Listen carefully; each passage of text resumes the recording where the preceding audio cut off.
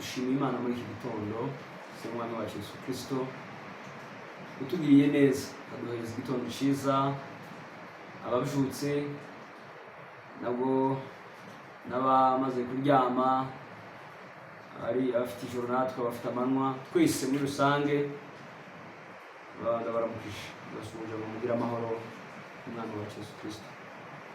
Hanyuma kino gitondo nifuje kuganira namwe ijambo ry'Imana. Sizanje rero abayibona vuba bayibona batinze igihe cyose umuntu ayibonera yagira ngo imubere ibyiringiro imwongera imbaraga mu buzima arimo bwo gusenga. Turaganira ijambo rivuye hejuru yo gusenga kuko gusenga ni ubuzima Yesu yasabye abigishwa kubamo, kuba mu buzima bwo gusenga.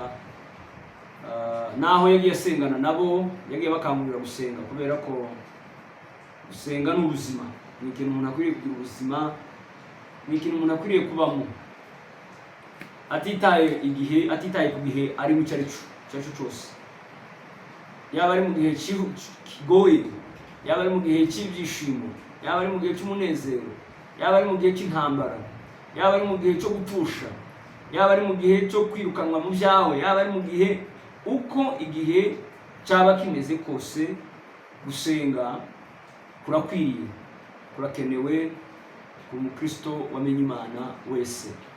Ndetse n'utarayimenya akwiriye kuwimenya hanyuma agashora ubuzima bwe mu gusenga, kuko gusenga ni imbaraga umukristo wese akwiriye kwambara. Ndagira ngo rero tuganire tubanje gusoma ijambo ry'Imana mu gitabo cya Matayo ibice 21 umurongo wa 22. Matayo 21 igice cya 21 ndetse no ku murongo wa 22. Aravuga ngo kandi ibyo muzasaba mwizeye muzabihabwa byose. Kandi ibyo muzasaba mwizeye muzabihabwa byose. Abafite Bibiliya y'Icyongereza, version y'Icyongereza, it says that you can pray for anything and if you have faith you will receive it. You can pray for anything and if you have faith you will receive it. N'abafite izindi Bibiliya z'Igifaransa n'Igiswahili n'Ikigande dore ko ari cyo gihugu turimo buri wese araza gusoma. Gusenga rero ni imbaraga umukristo wese wamenye Imana akwiriye kwambara. Ndimo kwishurwa rino somo ryo gusenga kuko nkunda kuriganira cyane iyo mbonye umwanya wo kuganira n'abantu n'ibyo numva muri iki gihe bifitemo imbaraga, kugira ngo nkangurire abantu gufata ibihe byo gusenga. Abantu bacitse intege kubera ibihe turimo. Ibihe turimo ni ibihe bikakaye, ni ibihe bikomeye, ni ibihe bigoye, ni ibihe binanije abantu. Abari bakomeye uyu munsi wa none mu kubashikaho ugasanga barajyana, baraguye, barananiwe, ubuzima bwo gusenga babuvuyemo. Bazo nababaza rimwe na rimwe babohose bwo gusobanura bakakubwira ngo ibihe byarakomeye, imbaraga zo mu mutima zarashize. Njya gusanga abantu dukeneye gusenga kugira ngo dukunde tube maso. Gusenga rero nabihaye umutwe uvuga ngo gusenga ni ukuganira n'Imana, ni ukuvugana n'Imana, ni ugutega amatwi Imana ikakubwira ibyo ushaka kukubwira, nayo ubwayo ikagutega amatwi ukayibwira ibyo ushaka kuyibwira. Gusenga si ukuvuga amakuru gusa, gusenga ahubwo ni ukuganira n'Imana. Kuko iyo umuntu aganira n'undi, tubishingiye ku rugero rwo kuganira n'undi, iyo umuntu afashe umwanya akasaba mwene se cyangwa inshuti ye umwanya wo kugira ngo bakorane ikiganiro, hazabaho kubwirana amakuru mwembi. Ya makuru mwabwiranye akabaho kuyagirana mu inama cyangwa no kwiyemezanyaho. Ukayemezanyaho cyangwa akabaho no kutayemezanyaho, ariko kandi mwayaganiriye buri wese yagize uko yavugaho nuko byumva.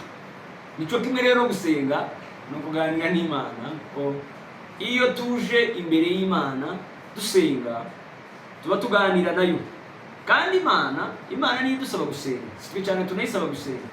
Imana ubwayo Yesu yabwiye abigishwa gufata ibihe byo gusenga, kuko yari azi ko ibihe bazabamo bazakenera kuganira nawe, bazifuza kuganira nawe, kandi nawe azifuza kuganira nabo. Gusenga rero ni inzira imwe mu nzira tuganiriramo n'Imana. Izindi nzira cyane sinzivugaho, ariko kandi inzira yo gusenga niyo ndi buganiraho cyane. N'irembo riduhesha kuganira n'Imana, tukavugana n'Imana, Imana ikaganira natwe, ndetse natwe tukaganira nayo, ikagira ibyo tubwira, tukagira n'ibyo tuyibwira. Icyo gihe nibwo ubuzima buza buba bwubatse ku rufatiro rwiza.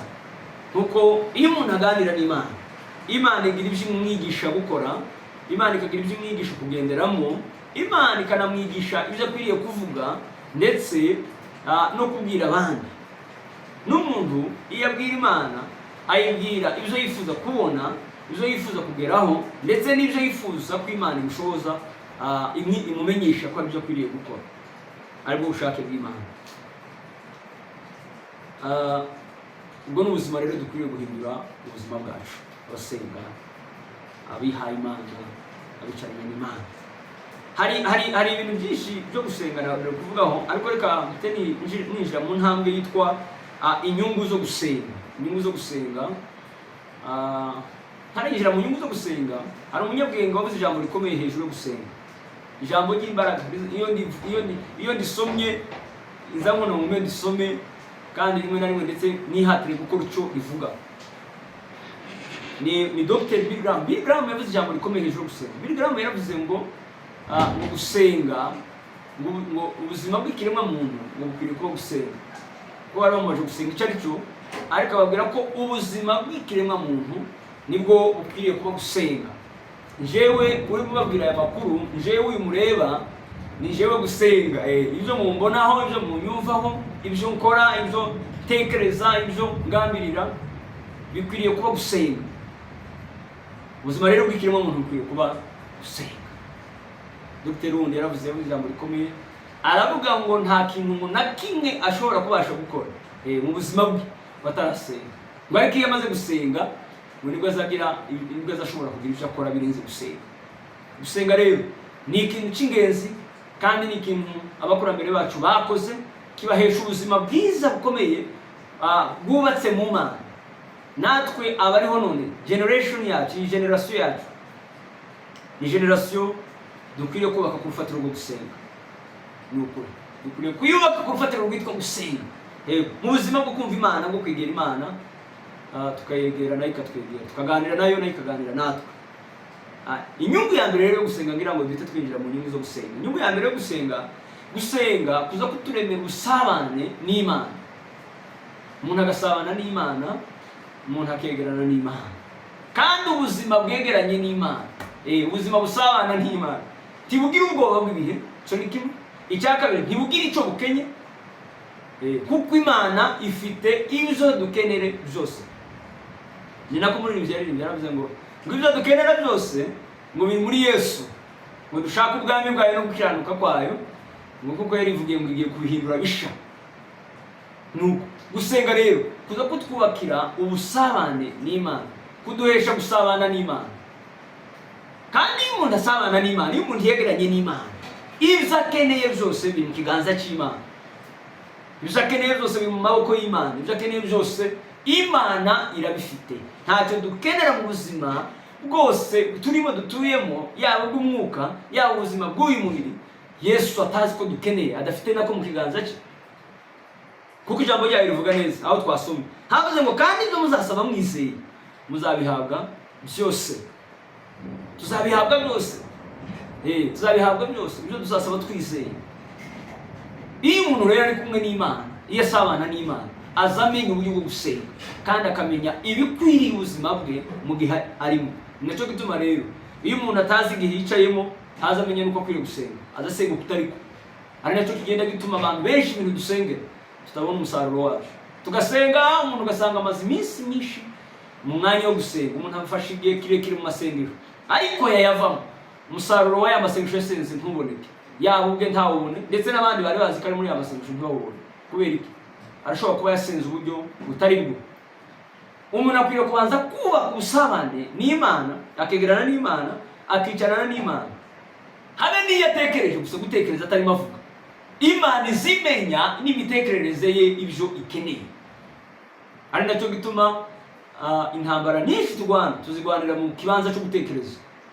Ariko iyo umuntu afitanye ubusabane n'Imana, inshuti bavandimwe, reka mbabwire ijambo twishyurirwa iri jambo, iri somo ryo gusenga. Mwuka yambwiye ko ari byiza kuganira n'abakristo, kuganira n'abantu bari mu bice bitandukanye, abakuru, abasaza, abakecuru, urubyiruko, abamama, umuntu wari wese n'abatoya, ngo bakwiriye kwicara mu kibanza cyitwa gusenga, kuko gusenga kuzabahesha ubusabane n'Imana. Kandi umuntu iyo afitanye ubusabane n'Imana ntabwo bagira, aratekanye, afite amahoro, aratuje, aguwe neza, yicaye mu kibanza cye. Kandi iyo umuntu yicaye mu kibanza cye, Imana yaremeye umuntu wese ubutura ubuzima bwiza bwo kubamo kuri ino si ndetse no mu yindi si tuzabamo. Iyi si rero turimo kuri n'ubu ntabwo dukwiriye kuyigiriramo ubuzima bucakaye, amaganya n'ibiki, kubera yuko atari ibyacu, ni ibyacu kandi Imana irabizi ko ari ibyacu. Ibyo dukeneye muri ubuzima irabizi ko tubikeneye, ariko kandi no mu buzima bw'umwuka ibyo dukeneye irabizi ko tubikeneye. Nimureke tuyegere, tubanze tugirane ubusabane bwayo nayo, Imana ibe muri twe, natwe tube muri yo, hanyuma Imana ikorere umurimo ukomeye wayo w'agaciro muri twe, kuko umurimo w'Imana izakorera mu bugingo bwacu, mu buzima bwacu, ntabwo ari umurimo utazaba ufite ibiwufasha. Imana iziwuremera ibiwufasha, ikawuremera ibintu bikwiriye kugira ngo ukunde ubyare umusaruro ku bandi.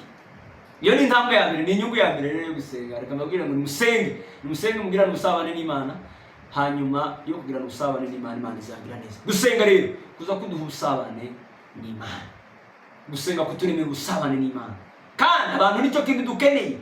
Reka mbabwire ngo ibihe turimo ko turava mu gihe twinjira mu kindi, kandi ubuzima bw'umuntu bugizwe n'ibihe.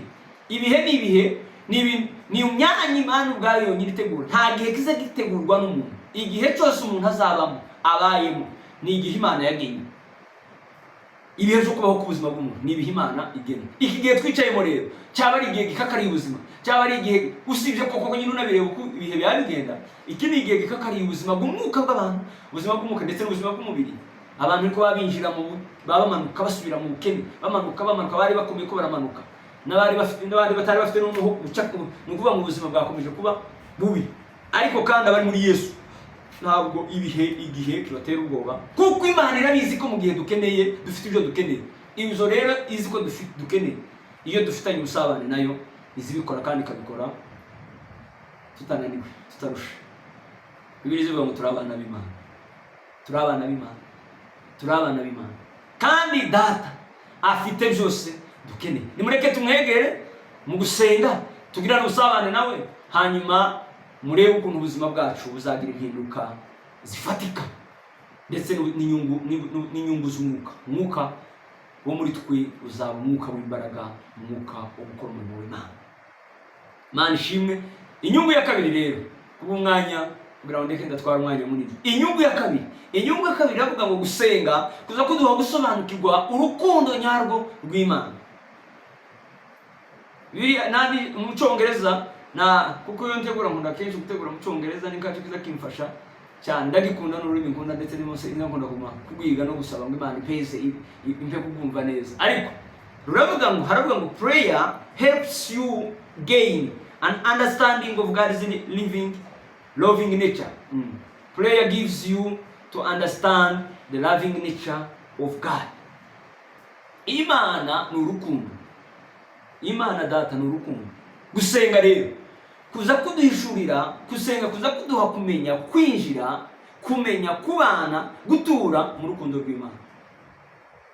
Satani akareka kutwumvisha ko ubuzima bwacu Imana itabukunze, ubuzima bwacu Imana yaburekuye, no turi mu maboko. Yesu yavuze ijambo rikomeye, yaravuze ngo Data bo wampaye ndabafite mu kiganza, kandi ngo nta n'umuzi uzabasha kubahanantura muri jewe.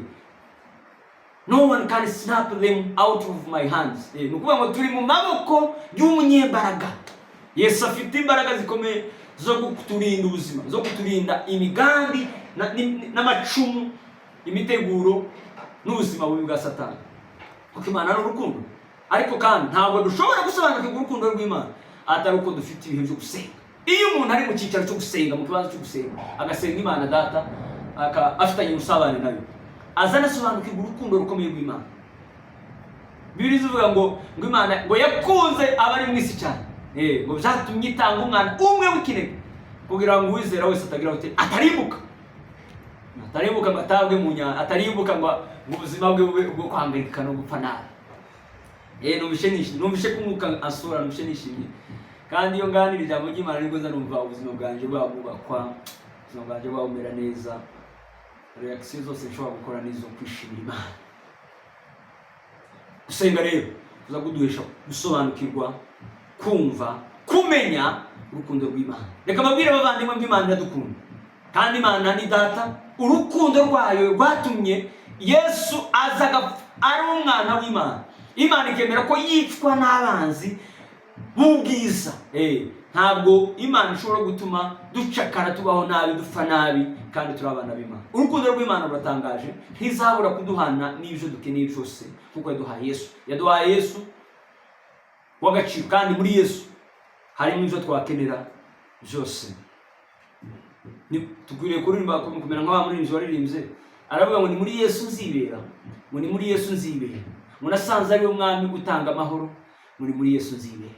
Yesu atanga amahoro y'umutima. Iyo umuntu asenga agasobanukirwa urukundo rw'Imana, habe n'iyo arimo agenda hamwe n'abandi, aza asa n'utari kumwe nabo, habe n'iyo abandi bafite ibyo barimo batinya, iwe aba ari mu isi, aba afite uburyo yumvira, abatekanye, abafite amahoro, kuko bazi ko hari umwami ise. Yesu yabigishaga isengesho ryo gusenga, yababwiraga abigishwa, baramubwiye ngo twigishe gusenga, mwigisha nk'uko abigishwa ba Yohana bazi gusenga. Babwira ijambo rikomeye, arababwira ngo muje gusenga, muza gusenga ngo Data wa twese uri mu ijuru, mu izina ryawe ryubahwe. Hari connection, hari ubusabane buri. Iyo umuntu asobanukiwe ko Imana ari se, ko Imana ari data, azamenye urukundo rwayo. Gusenga niko kuduhesha gusobanukirwa, kumva, kuko urukundo rw'Imana rurenze imitekerereze yacu. Ibyo yakoze ni ibintu bitangaje, ibyo yakoze ni ibintu bihebuje. Ariko kandi iyo dusenze, Mwuka Wera w'Imana aza twumvisha, akaduhesha gusobanukirwa urukundo rw'Imana, hanyuma natwe tukabaho dutekanye, kubera yuko Imana idukunze kandi twitayeho. Semeni haleluya. Imana ishimwe, Imana ikomeze yubake. Ndasaba Mwuka Wera kugira ngo mu gihe yatwemereye kubona uyu mwanya wo kuganira gutya, namwe abaheze kubakika, mwubakike urufatiro rwiza. Abantu bave iyo batabanyikiye, abantu bareke gucika intege, abantu bareke kunanirwa, abantu bisunga Imana. Dawidi yabwiye Salomo ijambo rikomeye, amusezerera, aramubwira ati mwana wanjye ngwino urabwiye ibyo basokuruza bagiye, aramubwira ngo niwegera Imana, Imana izakwegera. Kandi nubona igiye urunge gutyo urayitaje, ngo nayo izakurekura, izakureka. Iyo umuntu yegereye Imana izimwegera, kandi umuntu agiye uruhunge yahunze Imana, Imana izabanza ikamwihorera, ikamureka akajya ku ruhande. Kandi ku ruhande rero abasingiriwe n'andi maboko. Kituma bana umuntu agira ngo mwubakike, mukomere, mushikame. Gusenga n'imbaraga zitwumvisha urukundo rw'Imana. Imana iradukunda, Imana itwitayeho, Imana iratuzirikana, Imana izi inzo dukeneye.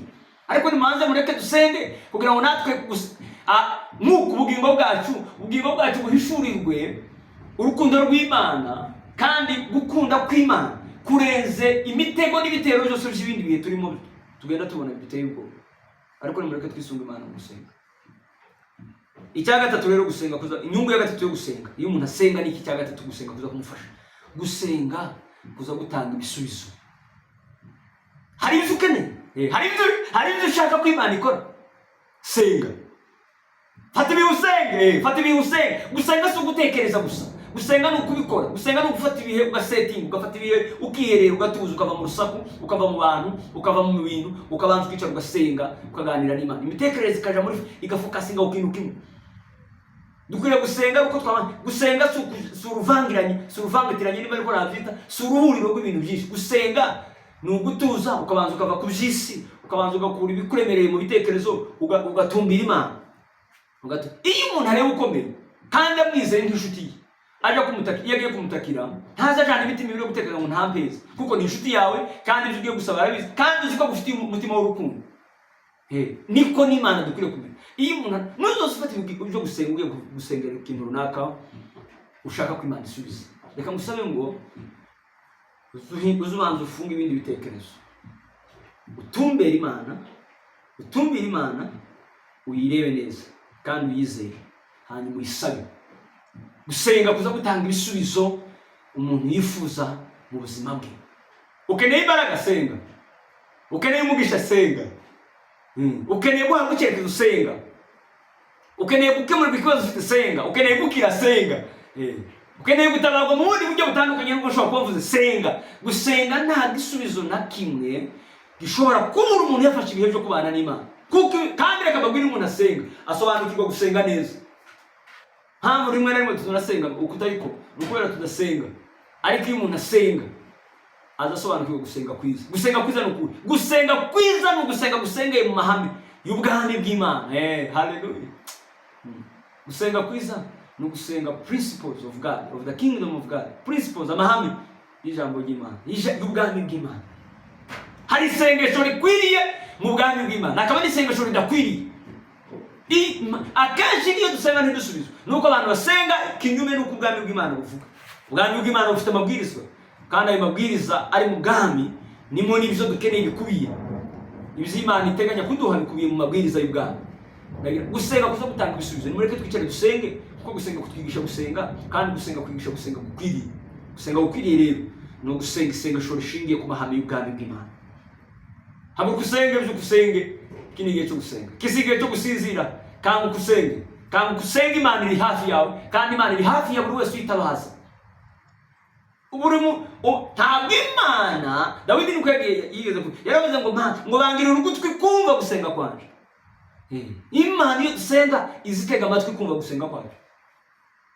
Kandi simpamya ko umujeyi data udukunda, dufitiye impuhwe n'imbabazi n'urukundo, ko twose imbere dusenga twizeye kandi dusenga isengesho rikwiriye, none tumara dutaha amaboko masa, dutahe nta kintu dufite imbere yawe.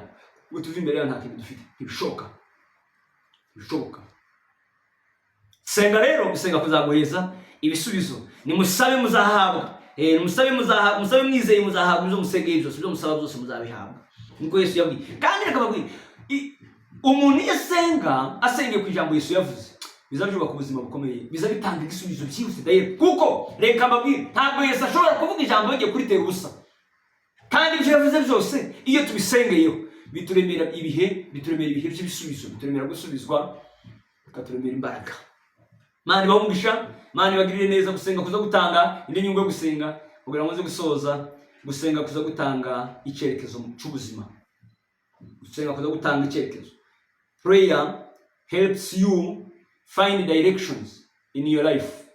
Nimba hari direction warushoreye, hanyuma ukabura icyerekezo muri yo. Nimba hari aho wari werekeje ukabura direction, ukabura icyerekezo, ukabura inzira. Gusenga kuza gutanga icyerekezo. Gusenga kuza gutanga inzira aho umuntu aca, ahantu hatari inzira, ku rukuta rukomeye rushikamye, urukuta ibuye riteye ahantu hafunze, umuntu adashobora gutekereza ko inzira yohaboneka. Iyo umuntu asenga, gusenga kuza guca inzira aha hantu. Hallelujah. Umuntu agatambuka. Gusenga kuza gutanga inzira ahatari inzira, umuntu agatambuka. Muzabisome muri Zaburi, mu migani nako, mu migani, igitabo cy'imigani ibice 3 umurongo wa 5 ndetse no kweza kwa 6. Reka mbasome kugira ngo tuze kuhumva uko bavuga twese turi kumwe. Mu migani igice cya 3 umurongo wa 5 ndetse kugeza ku murongo wa 6. Bibiri ivuga iki? Bibiri iravuga ngo wiringire Uwiteka n'umutima wawe wose, we kwishingikiriza ku buhanga bwawe, uhore umwemera mu migendere yawe yose, nawe azaja kuyobora inzira unyuramo. Wiringire Uwiteka n'umutima wawe wose. Mutima wanje, umugabo umwe yarasenga isengesho ryiza, aravuga ngo umutima wanje tora Imana, ngo nawe Imana tora umutima wanje, ngo abisenga igihe kirekire, ngo aje kuva aho yari masenge azarimo atwika. Wiringire Uwiteka n'umutima wawe wose, we kwishingikiriza ku buhanga bwawe.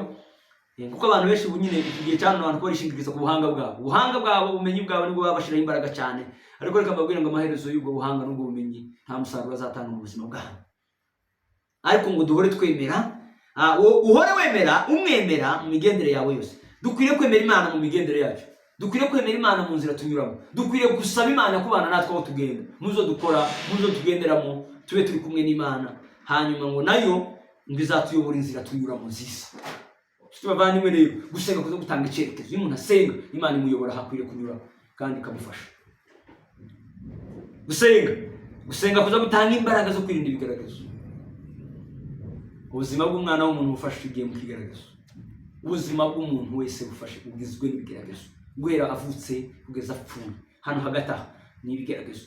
Ikiza gihesha umuntu imbaraga zo kwirinda ibigaragazo no kunesha ibigaragazo siki no gusenga. Niba usenga kumuri ibigaragazo ufite bizacika intege kandi bizaneshwa. Ariko niba udasenga ikigaragazo ufite kizakugusha mu mosha, kigute mu mujaha, gitume kikumara imbaraga zo mu mutima. Abantu benshi bamazwe imbaraga zo mu mutima n'ibigaragazo bahuye nabyo, bibasanga nta mbaraga zo gusenga bafite.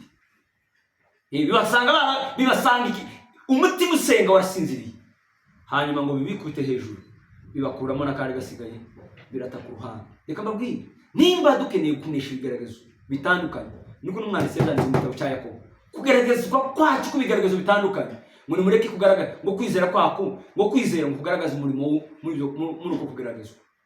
Reka ndawe hari na kenshi tugaragazwa kugira ngo Imana yacu kure. Abantu benshi bagira ngo ibigaragazo biza ari ibihano. Ntabwo Imana tugaragarisha igihano cyemewe n'Imana, ntabwo ari ukuduhana, si ukuduhana, ahubwo ni ukudukomeza. Nimba Imana ishaka kudukomeza ikabikoresheje ikintu cyitwa kugaragazwa, yego no kugaragazwa kurashobora kuba ari kwiza. Hari igihe duhura n'ibigaragazo bimwe ntitumenye kuzitwaramo neza, abantu bakabisakurizamo, abantu bakabivugiramo bitari byo, ariko Imana yari ishaka kubakomeza, Imana yari ishaka kubakira ubundi buzima, Imana yari ishaka kubageza ku rundi rwego. Babisakuriza bonyine, babisakurizamo umwanzi. Erega ni umwanzi wakeneye gusakuriza mu kigaragazo, hanyuma mu rusaku habamo kuneshwa. Iyo umuntu asakuza urusaku rwo gusubira inyuma abaneshwa. Reka mbabwire ngo dukwiriye gusenga kugira ngo gusenga kutundwanirire kudusha kunesha ibigaragazo bitari bimwe duhura nabyo mu buzima. Ndabihamya ko Imana izagenda itugirira neza. Iyo umuntu asenga azamenya uko agwana intambara afite, iyo umuntu asenga azamenya icyo avuga, iyo umuntu asenga azamenya kubana n'abantu, iyo umuntu asenga azamenya uburyo yubaka ubuzima bw'abacitse intege, iyo umuntu asenga azakomera, ibigaragazo biza bituza, ibigaragazo bigatuza. Hari ibigaragazo twahuye nabyo bikomeye, byari bikomeye, iyo tudasenga tuba twaraguye mu mosha. Ariko Imana datarure kubera gusenga, bavandimwe n'ubuhamya n'abaheza, twagiye tunisha ibigaragazo nk'ibyo. N'ibindi byose biri imbere yacu ni imisozi, ariko kandi iyo misozi izakunduka, izahinduka ahantu h'amataba dutambuke twishimye kandi tumeze neza. Ndabashimiye. Inyungu zo gusenga ni nyinshi cyane, ariko reka mudekeye kuri izo nkuko n'umwanya dukoresha atari mugufi, atari muremure nako. Ndabasaba kugira ngo ijambo mu by'ukuri abaritegera, abarimo baritegera n'abazaritegera bose, Imana yubaka ubuzima bwanyu ku rufatiro rwo gusenga. Murakoze cyane.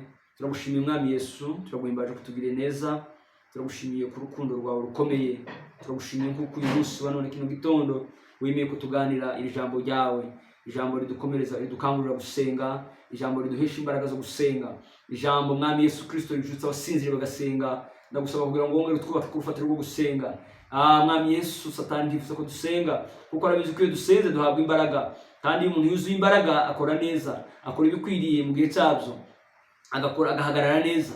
Nicyo gituma duterwa intambara nyinshi zituganisha mu kuma, zituganisha mu butayu bwo gusenga, zituganisha mu kumagara. Ariko Mwami Yesu, ndasabira abari hafi n'abari kure, abakuru n'abatoya bose Mwami, bazumvira ijambo bakaritegera, bakariha umwanya bakaritegera, rizubaka ubuzima bwabo bwo gusenga, rizubaka ubuzima bwo mu mutima, ribahesha imbaraga, ribakomeza, bari baguye ribajutse n'abari bahagaze ribahesha gutera intambwe, kugira ngo dukomeze mu buzima bwo gukomera kubakira ku rufatiro rukwiriye. Yesu, ndagushimiye kutugirira neza Mwami wacu, kandi aguhimbaje umugisha wawe uganze kandi ubane natwe mu izina rya Yesu Kristo. Amen.